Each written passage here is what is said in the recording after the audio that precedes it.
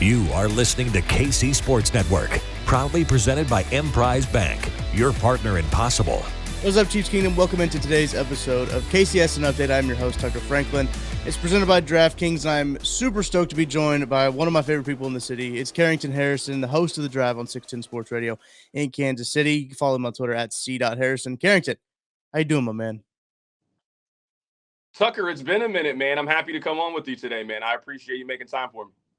I'm very excited. You know, this has been in the works for a little bit. We've been messaging back and forth trying to figure out the right time to kind of set something up and get things going. But super excited to have you on. And now we're doing the power rankings. I've kind of made these KCSN updates on these Thursdays, a power rankings type day. And there's been a lot of things we've been power ranking.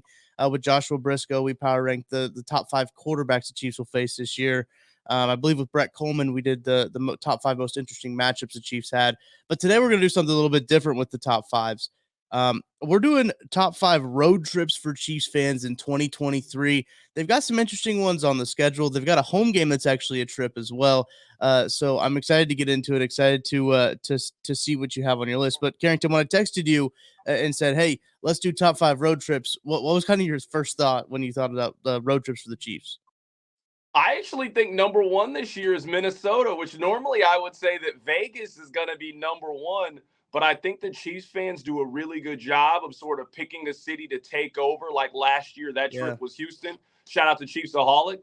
But you guys remember how Chiefs fans, it was like 30,000 of them that went down to Houston for that game in December. I think that's going to be the Minnesota game. I think we're going to look at the Vikings game and look and see. It's a lot of Chiefs fans here. So I actually think that's number 1 this year. They play at Vegas every single year, so you're always going to have the opportunity to watch them play. They go to Minnesota, once every 8 years you get the opportunity to play them on the road. So I actually think number 1 is Minnesota. So when you text me that was the first thing that came to my mind. Oh, I know what the top 1 is. Yeah, so there's a couple ones that had gone through my mind for number 1, and I had actually gone through several iterations of my list before I finally settled on mine. But let's start at number 5. You gave away what your number 1 was, but I want to start at number 5, and I want to hear what you got as your number 5 is as the road trip, the destination, the travel spot for Kansas City Chiefs fans this year. I always like Denver, man. I think Denver's a really nice city to go to. If you haven't been to a Chiefs-Broncos game on the road in Denver, I always think that's a really good game to be to. I've been to one of them. Remember, I think it was back in 2014. I think the Broncos started 9-0 and the Chiefs started 8-1. I think Alex Smith was the starting quarterback. It was on Sunday Night Football. I actually went to that one, a really good environment. I think the Broncos could be a little bit better. There's certainly some intrigue with the Broncos this year. So, I'm going to put the Broncos at number 5. I'm going to put that road game against Denver at 5. Also, the scheduling of having Broncos, Chargers, Broncos in the span of 3 weeks, I think is possibly the worst scheduling that the NFL has ever done. And I'm being a little bit dramatic there, but that's really tough. I do like Denver. Denver didn't make my list actually. And that was one that I went back and forth on of okay, maybe they were probably 6 looking outside in, because I do love, Colorado, the city of Denver. It's beautiful, and that stadium historic and everything, but it's a nice rival. But at 5 for me, I have the Patriots. I've got Foxborough, because could this be Bill's last ride? Could this be the last chance for the Chiefs fans to go to New England and watch the Chiefs beat the Patriots in New England with Bill Belichick as the head coach there? I think that's an intriguing storyline there. I've never been to Foxborough. I don't know about you, C-Dot. I've never been up in that New England area. Heard it's kind of like Lambeau in the sense of like it's in a kind of like a small neighborhood type area. But I think that one's really intriguing. In an area too where, it's in Boston area, but it's kind of in a smaller town too to explore. Yeah, I actually have been to Foxborough before. I wouldn't say that it's anything like Lambeau, like not the way that it's set up. It's actually pretty cool. So they have a thing called Patriots Plaza. I actually think that's what the Chiefs are going to do. So if you want like my vision, I know this isn't what you asked me, but I think that the Chiefs eventually, when the Royals move, they're going to tear down where Arrowhead is now. They're going to build new Arrowhead where Kauffman Stadium is, and then they're going to put a bunch of shops and hotels, and they're going to kind of create their own Chiefs kingdom out there. I think it's going to be very, very similar to New England. I'm actually not mad at that at all. I'm not mad at New England making your top 5. I appreciate that. So let's move on to number 4. Denver's a good pick. New England's a good pick. Who do you have at your number 4 pick there? You know what? I am going to take at Green Bay for my Okay. number 4. I'm going to take at Green Bay for number 4. Now, it's a little late in the season for me. This is in December. You know how I feel about the cold, but if you're also going to go to Lambeau Field, you might want to go when it's the frozen tundra of Lambeau Field. You're going for a Sunday late in the season game in Lambeau. No clue what the Packers could be. The Packers could be the biggest surprise in the National Football League. I don't know if they could be the biggest disappointment because I don't think people have very high expectations about the Green Bay Packers this year. So coming in at number 4, I'm going to pick Green Bay. I love it. I do love that pick. At 4 for me, I've got a divisional rival. I've got Vegas, just because Vegas as a city is such a destination, right? I mean, you talk about the A's moving out there. They want to fill their stadium with, like, I think they said 70% away fans. That's really what what the Raiders want to do, is fill it with as many away fans as they can to pay for that stadium. It seems like ever since the Raiders moved out there, away fans have been attracted to Vegas, right? And that's the kind of the blueprint for them there. And if you haven't gotten to Vegas at this point, I think it's a good, fun destination for you to get to watch a division rival as well. Probably more than likely Chiefs win, because the Chiefs have been very successful in Vegas since the Raiders moved there. But also just a fun spot to vacation to.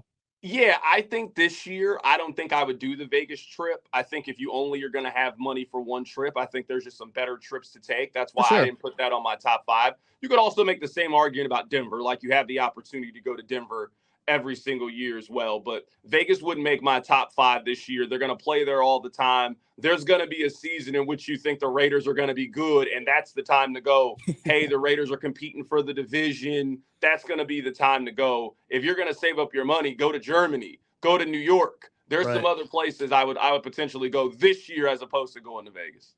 For sure. They've got, I was looking at their list, they only play like the NFC North. They obviously play their rivals in the AFC West. But there's you're looking at the road trips, and a lot of them were kind of like not very attractive in my opinion. When I was going through it, there were some that were like, okay, they usually take these, but they are in good spots like Vegas, like Denver. But then you had some that, like New England, that on the surface doesn't seem incredibly attractive, and other ones like that. But so let's move on to number 3. C dot. What did you have as your number 3 spot to travel for Chiefs fans this year? I'm taking New York City. I'm taking the New York Jets. You Good get this one. early in the season. We finally get the opportunity to see Mahomes and Rodgers. I think the Jets are the number 1 storyline in the National Football League. I think the biggest storyline is the Jets. I think the second biggest storyline is the Detroit Lions. And for the first time in either of our lifetime, Tucker, people think that the Lions could actually be a good football team. So I'm going to take early on in the season, I'm going to take Chiefs and Jets week 4. I'm going to put that at number 3 for me. I love it. I do like that one. At number 3, I've got your number 1 at Minnesota.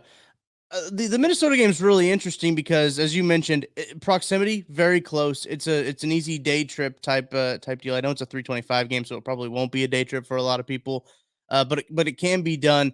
I know I did it for baseball when the Royals opened in Minnesota a few years ago. I did the whole day trip thing, but it's easy, it's close, it's convenient, and it's one of those games I think Chiefs fans will travel well for. Like, Chiefs fans expect Bears fans to travel really well for their game early on in the season. So I think it's kind of like that in the proximity. And see, I don't know if you know this. Um, if Patrick Mahomes beats the Minnesota Vikings this year, he will beat every team in the NFL that he had the opportunity to play against. So Ooh, every that's team. a good stat. I like that one. So I mean, if he beats those Vikings and you're in attendance for that, that's historic right there. So that's pretty good. I mean, that might be number 1 on his list of accomplishments. You know what I mean? Mahomes, Yeah. I mean, it's not like he's done a lot in the league, but if he can complete the trifecta and he could just beat every team in the National Football League, I think that goes near the top of the list. It's kind of nuts that he's been able to do that. And he's what, 20? Has he turned 28 yet? He's still 27. Yeah, he's 27 still. Yeah. That's nuts. That he's been able to do that. The craziest thing is that's like maybe like the 15th most impressive statistic that he has. You know what I mean? Like, we're at the point with Mahomes that, like, you and I for the next 30 minutes can just go Mahomes stat for Mahomes stat, like a Right. versus. And we both would just be like, oh, okay, that's a good one. No, I forgot about that one. But that's kind of where he is. No, he's insane. And we like to do those stat deep dives for our social media, KC Sports Network, just to tweet out the stats. And there's some that Joel, our social media guy, will just lean over and tell me. He's like, he's got the most postseason touchdowns by anybody who's like played this many games. I'm just like, that's ridiculous. Like, I mean, again, we can go back and forth with Patrick Mahomes stats over and over, but I want to hear your number 2 travel destination for Chiefs fans this year. It's got to be Germany, right? Yeah. It's got to be Germany. I mean, if we're counting that as a road trip, I know that was supposed to be a home game, that it's not. So I don't know where we're putting it, but the game's not at Arrowhead. So anywhere not at Arrowhead to me is a road game, a road trip. Yeah, I'm counting the Germany game. Chiefs, Dolphins, a lot of people high on the Dolphins. I'm not as high on Miami. The Tyreek Hill factor in Germany, you don't know when you get a chance to go back over there. Yeah, man, this seems like a no-brainer to me. This has to be either number 1 or number 2 on your list. I gotta put the Dolphins game in Germany on here. I've got it at number 2 as well. The only reason I have it at number 2 is the exclusivity factor of it. There's already major wait lists for tickets over there. It's going to be hard to get tickets. It's going to be hard to be in the stadium. But if you just want to go in Germany and enjoy a football game with like some German Chiefs fans, like that's a great experience. And it's probably going to be a little bit more expensive than, going to Denver or Minnesota.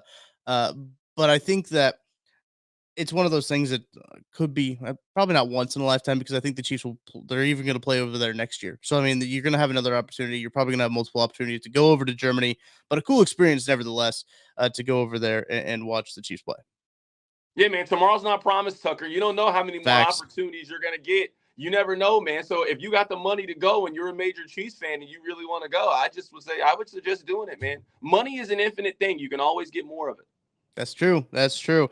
All right. So we know you're number 1, the Minnesota Vikings. I'm taking it. I'm taking it. I'm not saying it's the best city that they play a road game in, but I think if you were going for if you factor in everything, travel costs, ticket costs, how many Chiefs fans are going to be there, how much fun I think you're going to potentially have, I think that's the best value that you can get. I think there's going to be 30,000 Chiefs fans in attendance. I think you're going to be able to go out on the town that Saturday night in Minneapolis, and it'll feel like you're in Westport. So I think that has to be number 1 when you factor everything in. Let's say all in for the weekend, it's $1,000 for you to go, driving up there, tickets, hotel, food, all that kind of stuff. You and I both know you might not get to Germany for $1,000. So for the bang for your buck, I gotta put that in number 1. Absolutely. I totally agree with that. And I am kind of in the same vein, but I've got Green Bay at number 1 just because I don't mind that. That's a once every 8 years game, I guess it would be, with how the schedule lays out. It's historic. Obviously, that stadium's very romanticized. There's a lot of football history going on there. But as you mentioned, it's going to be cold in Green Bay. But that's a part of the experience, I think, when you want to go and watch the Chiefs and the Packers. Obviously, Super Bowl I comes to mind when you think about those two teams. Very historic football game, very historic site. I think it's one of those it's like the field of dreams of football, you could say Lambeau is at one of those sites. But that's what I got down as my number 1. Tucker, really quick story about the Field of Dreams. So, they played those baseball games at the Field of Dreams the last couple of years. Last year, I had a chance to go to the minor league game. Oh, yeah. And I didn't go, man. I didn't go. I just was like, I'm going to drive that far for a minor league game. Because the tickets, the tickets were like $60. Now, for like the major league game, it was like $600. And I'm like, I don't really care who's playing. I just want to see a baseball game in this environment. Right. And we were talking about a AAA game. So it's not like we're talking about 2 high school teams playing each other. This is a decent baseball game. I should have went, man. I regret not going. And I got to wait till they bring it around again. I'm sure they'll play the Field of Dreams, but they're not going to do it next year because they're playing down in Birmingham. So I got to wait again to go to the Field of Dreams, man. I can't wait to go. Which a super sick spot in Birmingham to play that game, by the way. Yeah, really cool. No, that's a really good idea. I wish Major League Baseball, I don't know why they think you only can do one of them. Like, do a Field of Dreams game and do this game. Like, what my big idea is, I know we're getting off topic from football, but it's June, so what else is there to talk about? I think every Friday night they should have one of these kind of games in the summer. Like, make it a thing. Like, have a Sandlot game, have a Field of Dreams game, have a Bull Durham game. Like, what are we doing here? Like, you have nothing but inventory and time in the summer. That would get me interested every Friday night to watch a baseball game. Like, what are we doing here? This seems so obvious to me. And talk about growing the game too. If you can put throw these baseball games in locations that don't have baseball teams, like if you go to like Idaho and play a baseball game, you're going to have fans out there that get interested about baseball. That's something that, we talk about a lot with, the NFL is very good at marketing their stars. Obviously, they're going overseas. They're playing 3-4 games in London. They've got a couple in Germany. They're going to Mexico City. And they've got all these now bases basically around. I think the Chiefs have like Austria now as one of their locations that they can play to. That the NFL is like testing the market out like that. And I know that the Cardinals are playing in London, I believe, this next week coming up. But MLB is trying to do something similar. But you're right, 162 games. You should be able to spare more than one to do something cool. You got the inventory that you can do some really cool stuff, man. Like that's the one thing you have that the other leagues just don't have. Like the NBA has it, but it's also, a large part of its season is played when it's cold. Like I love to see an NBA game at Rucker Park. You know what I mean? How cool that would be for them to do something like that. Like I keep hearing how the regular season doesn't matter, how it's devalued. So create some cool stuff in the regular season that people want to watch and that people want to support. We were into the game at the Field of Dreams. Like you did it right. You paid justice to the movie. Like baseball has this really cool history. Yeah. And then they're so cookie cutter sometimes with some of their ideas. I agree. Well, to recap our list here, number one for myself, I had Green Bay, Germany, Minnesota, Vegas, New England. C-Dot, you had Minnesota, Germany, New York. That's a good one. I kicking myself for not adding New York to the list. That's such a good city. Green Bay and Denver. Very strong list. We'll put those out on social media. People can let us know in the comment section below too what they think of these lists. But C-Dot, before I let you go, I want to ask you a couple Chiefs questions. We've got to get some Chiefs talk in here. But first, I'm going to take a quick break. We'll be right back after this. Thanks for listening to KC Sports Network. Make sure you download our new app. Find it on the App Store or Google Play. Just search KC Sports Network. Entertain, educate, inform. KC Sports Network. Welcome back into KCS and Update. I'm Tucker Franklin, hanging out with C-Dot Harrison here on this wonderful Thursday when you're listening to this podcast. Appreciate you guys hanging with us, sticking with us. Make sure to hit that like and subscribe button. C-Dot, the big story going around Chiefs Kingdom is Chris Jones. I've been asking several people. We've been talking about it a lot. His contract situation going into the last year, that 4-year deal that he did sign in 2020, which kind of came in like July, I think is when he signed that extension. Are you at all concerned that Chris Jones, A, didn't show up to the ring ceremony? I know he kind of cleared that up on social media, and B, didn't show up to mandatory minicamp in June. I guess to kind of go down the line, let's start with the mandatory minicamp.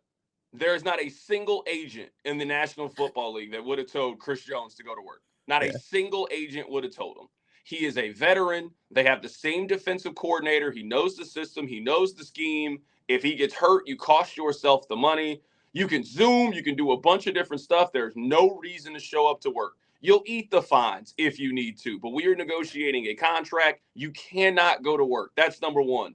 The ring ceremony thing, this was the point that I made on the show. Let's say that Clark Hunt called you, Tucker, and said, hey, Tucker, man, I love you guys' podcast. You guys are doing great work at KCSN. I'm going to invite you and a +1 to the ring ceremony. How sick would you need to be to not go? Right. Like, not cold, not even if you thought you had the flu. You would have to be near dying to not accept that invitation. You'd do anything to participate in them winning the championship. We're talking about one of the 5 most important players on the team. I'm just too sick to show up at the ring ceremony. So that just doesn't make sense to me. It just doesn't fly. I'm sure some people disagree. It just doesn't add up to me. It just doesn't make sense to me. You don't get 9 of these. You get 1, 2, maybe 3 of these ring ceremonies in your life to attend. I'd have to be near death to not be at one of these things. I actually don't think the Chris Jones contract is one of the 5 most interesting stories with the Chiefs. Yeah. Is there anybody that thinks that he's not going to sign it? Like, I'm really big on, you got to kind of follow the reports and what people are saying. Like, you remember that offseason whenever they franchise tagged D Ford? Mm-hmm. There was no reason to think they were going to pay D Ford, and there was a strong reason to believe that they were going to trade him based on all of the reporting.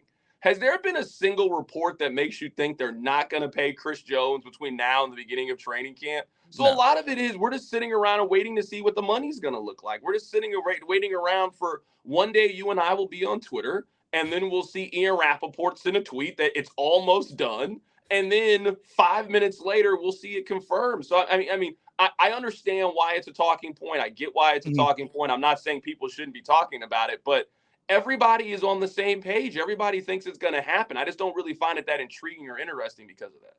Yeah, no, that's a really good point. And Albert Breer even put out a column on Monday, and I was reading it and I said, there's nothing actually new in there. Like, this is all information that we already know and whatever everyone already expects, basically just saying that, Chris Jones is going to sign a contract before training camp. And like, yeah, that's what's going to happen. And Tucker, really quickly, it's also financially beneficial for the Chiefs to get it done. Like, that's the leverage. Yes. A lot of times the player doesn't have leverage in the situation. If you're the Chiefs, the best way to create a significant amount of cap space and give yourself flexibility for the future is to do this with Chris Jones. Like, it's really a twofold process, because let's say you don't agree to a contract this year, so he has that big tag this year, and then next year you either have to franchise tag him or he walks in free agency. Like, we know how this works. If you let Chris Jones hit the open market where 31 other teams get to bid on him, you are not retaining. And maybe that's what the Chiefs' plan is, but there's also no reason to think that the Chiefs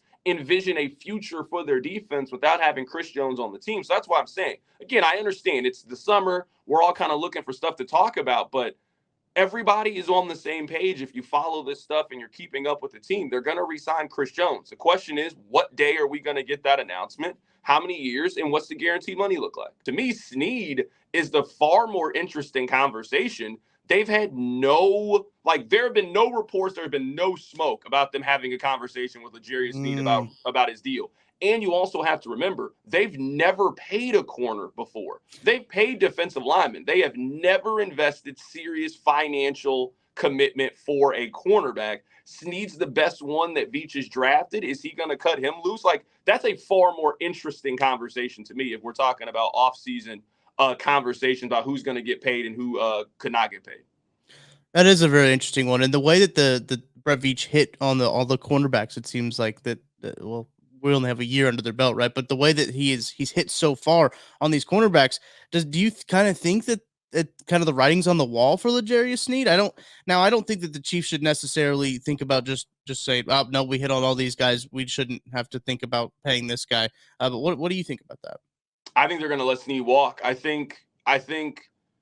don't think you can pay Trent McDuffie and L'Jarius Sneed. Like, with the way the NFL works, I don't think you can pay one of them. The fact that you drafted one in round one, and I think he could be the better corner, like, I think his ceiling's a little bit higher. I think you let Sneed walk. You've shown an ability to keep drafting and developing corners. So I think you can continue to kind of kick that can down the road, and you can wait a little bit. Like, if you're telling me that you've got McDuffie as your one, Williams, Watson, that's your 1, 2, 3. You continue to draft. Maybe you bring in a veteran free agent. I mean, those guys are available. I mean, last year they could have got James Bradbury at a pretty reasonable price. They could have got Darius Slay at a pretty reasonable price. So I actually don't think that they're going to pay Sneed.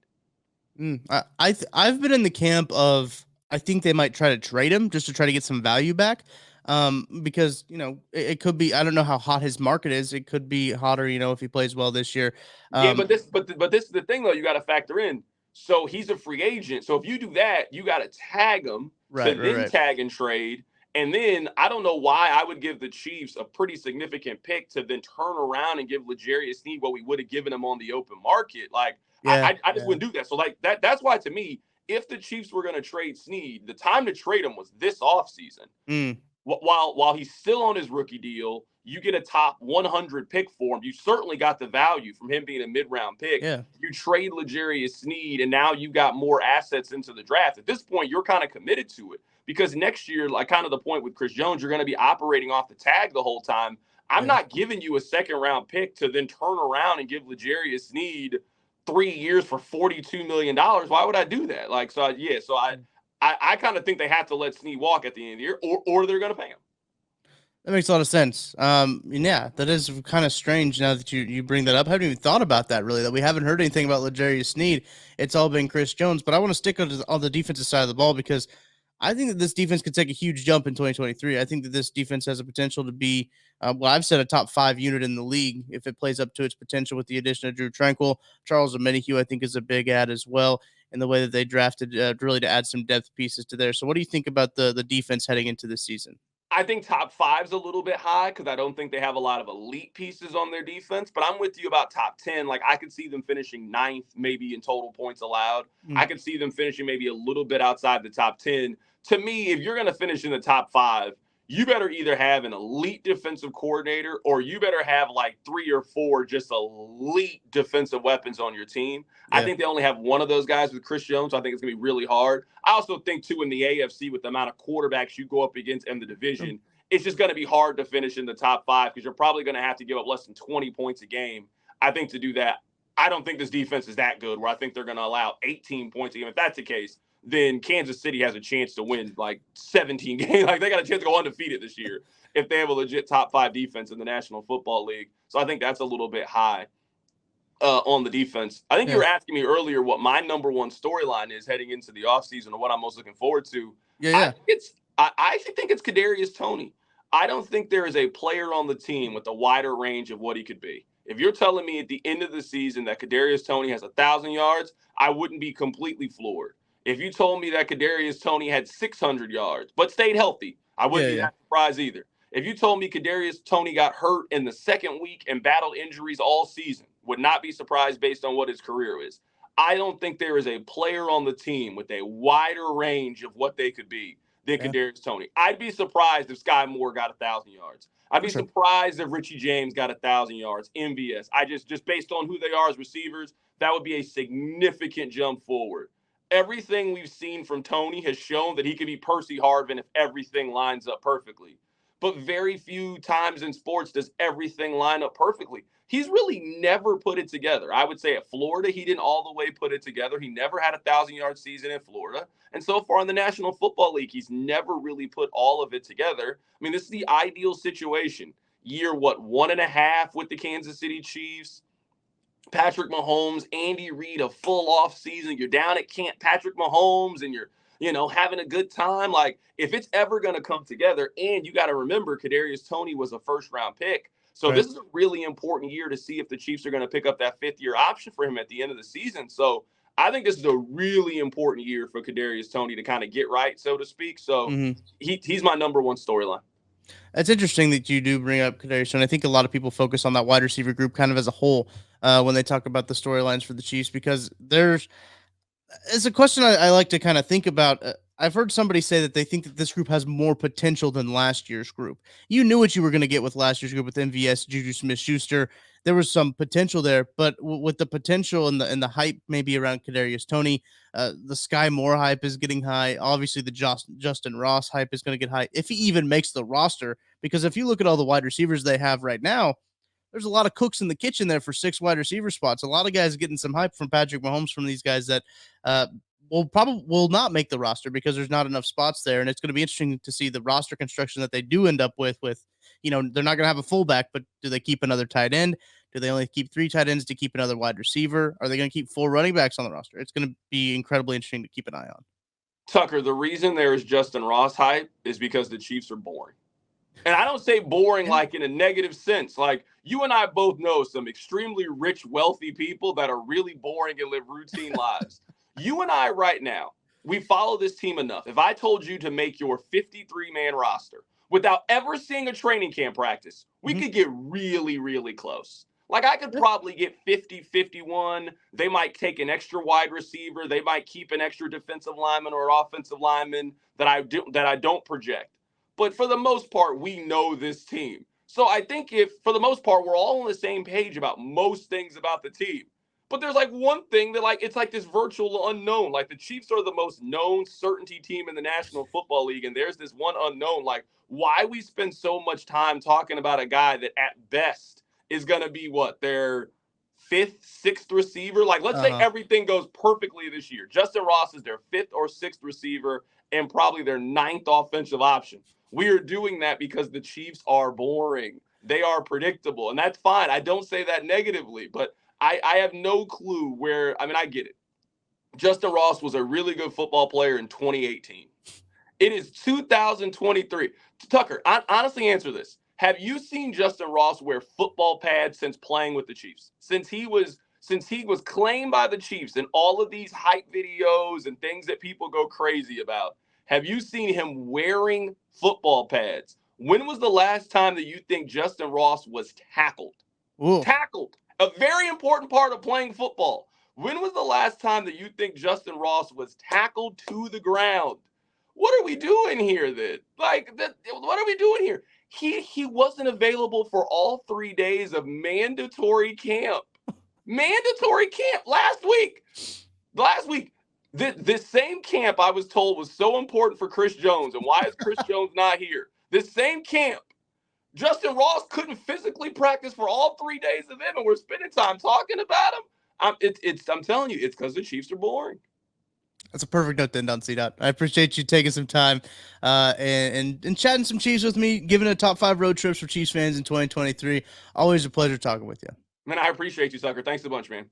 That's going to do it for today's episode of KCS An Update, presented by DraftKings. Thank you for listening all the way to the end. We'll be back next week with another episode. So until then, take care. I'll see you next week. Thanks for watching this production of KC Sports Network, the fastest growing sports media network in Kansas City. Check out these videos that feature our team of more than 15 former players, insiders, and analysts, bringing you the best Chiefs coverage you can find. Entertain, educate, inform. KC Sports Network.